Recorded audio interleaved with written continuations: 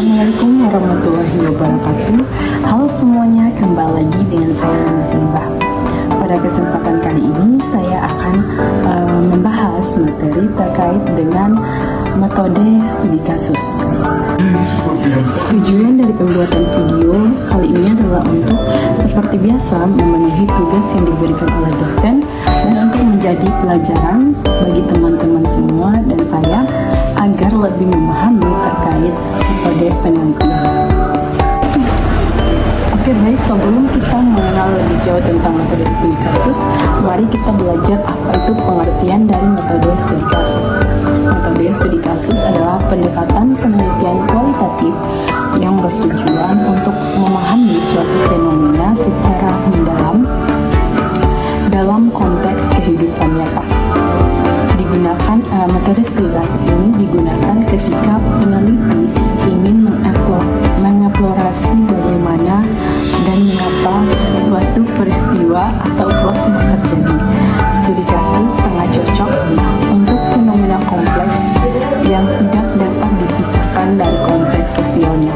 Yaitu misalnya meneliti mengapa suatu sekolah berhasil mengadopsi kurikulum merdeka lebih cepat daripada sekolah lainnya. Baik, selanjutnya kita akan belajar terkait ciri-ciri dari penelitian studi kasus.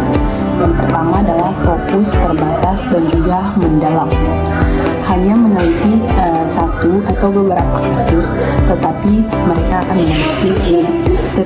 meneliti itu secara rinci. Nah, yang kedua adalah banyak sumber data, di mana menggunakan wawancara, observasi, dokumen, dan lainnya secara bersamaan. Yang ketiga adalah konseptual, di mana penelitian dilakukan dalam lingkungan asli atau tidak di laboratorium. Yang keempat adalah interpretatif, di mana peneliti mencoba memahami makna dari perspektif partisipan. Nah, yang kelima adalah eksplorasi dan juga deskriptif, di mana eksplorasi dan deskriptif ini sangat cocok untuk menjelaskan proses atau kejadian secara menyeluruh. Selanjutnya adalah teknik pengumpulan data, di mana wawancara mendalam. Yang pertama yaitu menggali motivasi dan pandangan partisipan secara langsung. Yang kedua adalah observasi langsung, di mana mereka akan merekam perilaku dan interaksi dalam situasi yang nyata. Yang ketiga adalah dokumen dan juga arsip. Di sini mereka itu akan menggunakan dokumen resmi, catatan organisasi, laporan, dan juga lain-lain. Yang keempat adalah catatan lapangan, di mana peneliti akan mencatat pengamatan dan refleksi pribadi. Yang kelima adalah artefak fisik, produk atau objek yang memiliki nilai analitis untuk diteliti. Contohnya adalah meneliti proses pengambilan keputusan seorang guru dalam mengajar dengan melihat rencana pembelajaran, wawancara, dan observasi di kelas. Selanjutnya, setelah kita melakukan semua itu, kita akan masuk pada proses analisis data studi kasus. Contohnya adalah pertama, transkrip data, di mana semua hasil wawancara dan catatan diubah menjadi teks tertulis. Contohnya yaitu wawancara seorang guru tentang penggunaan aplikasi pembelajaran, ditranskrip secara lengkap dan menyeluruh. Yang kedua adalah reduksi data. Data-data ini akan diseleksi untuk mencari bagian yang relevan dengan fokus dari sebuah studi. Nah, contohnya itulah hanya data terkait hambatan teknis dan strategi solusi yang diserap. Yang ketiga adalah coding atau open coding. Di sini akan muncul tema seperti kesulitan jaringan, respon siswa, strategi guru. Yang kedua adalah axial coding. Tema seperti respon siswa berhubungan langsung dengan motivasi belajar, dan akses internet. Yang ketiga adalah selective coding.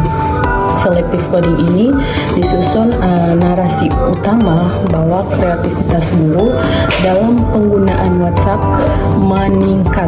meningkatkan keterlibatan siswa. Baik, bagian yang keempat adalah penyajian data. Dalam penyajian data ini ada beberapa bagian. Nah, yang pertama itu dapat membentuk narasi, tabel kutipan langsung atau mind map. Nah, contohnya adalah tabel frekuensi tema atau diagram hubungan antara kategori dan kutipan dari seorang guru. Yang kelima adalah penarikan kesimpulan. Menghubungkan data dengan teori atau menjawab pertanyaan penelitian. Sebagai contoh, penggunaan media populer secara adaptasif membantu memecahkan hambatan pembelajaran daring. Materi selanjutnya adalah teknik analisis tambahan.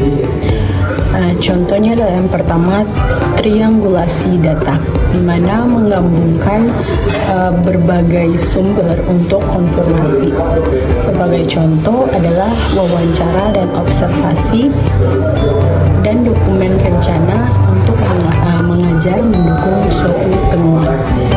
Yang kedua adalah pattern matching.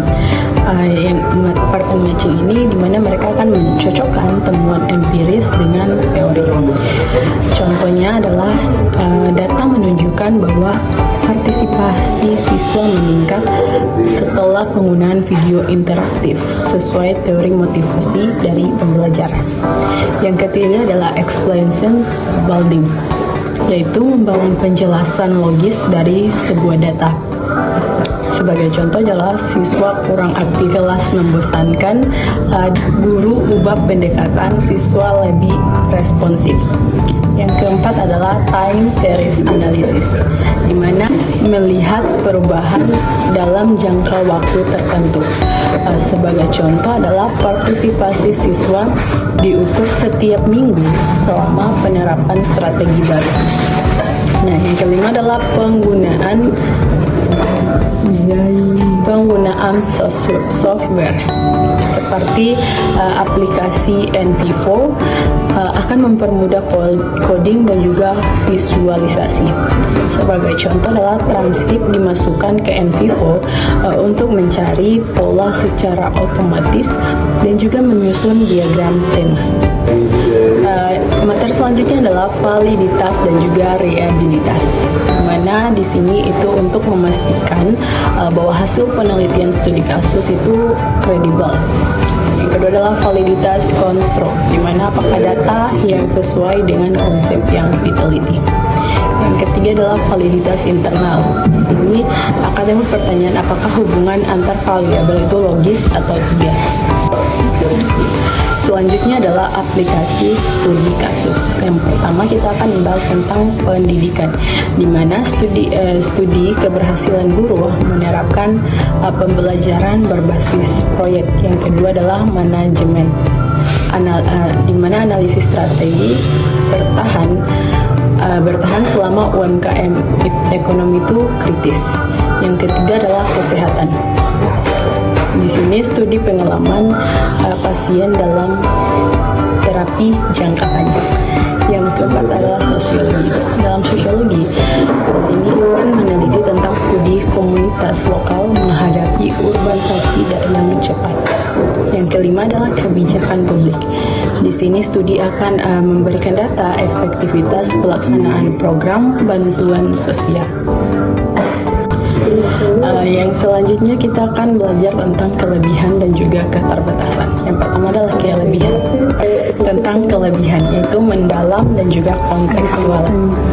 Cocok untuk fenomena kompleks. Yang kedua adalah terbuka terhadap penemuan baru.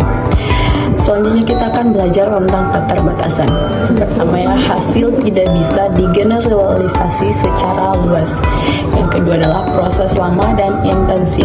Sedangkan yang ketiga adalah potensi bias peneliti tinggi dan tidak dikontrol. Oke, baik, di sini saya akan memberikan kesimpulan terkait materi yang tadi telah saya jelaskan. Jadi kesimpulan dari metode studi kasus dalam penelitian kualitatif adalah merupakan pendekatan penelitian kualitatif yang sangat berguna untuk memahami fenomena secara mendalam dalam konteks kehidupan nyata, terutama ketika fenomena tersebut kompleks dan tidak dapat dipisahkan dari lingkungannya. Dengan karakteristik seperti fokus yang mendalam, penggunaan beragam sumber data, serta pendekatan interaktif dan kontekstual, metode ini memungkinkan peneliti untuk mengeksplorasi proses dan dinamika sosial secara holistik. Teknik pengumpulan data seperti wawancara mendalam, observasi langsung, dan analisis dokumen akan memberikan gambaran yang menyeluruh tentang kasus yang telah diteliti. Analisis data dilakukan melalui proses sistematik, mulai dari transkrip, reduksi data, coding, hingga penarikan kesimpulan yang dapat diperkuat dengan teknik tambahan seperti triangulasi dan pattern matching untuk meningkatkan validitas dan juga reliabilitas.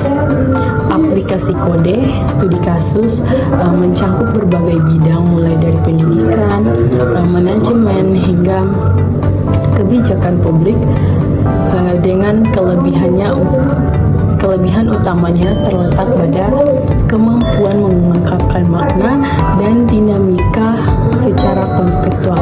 Namun metode ini juga memiliki keterbatasan, seperti keterbatasan generalisasi, proses yang memakan waktu, dan potensi bias peneliti.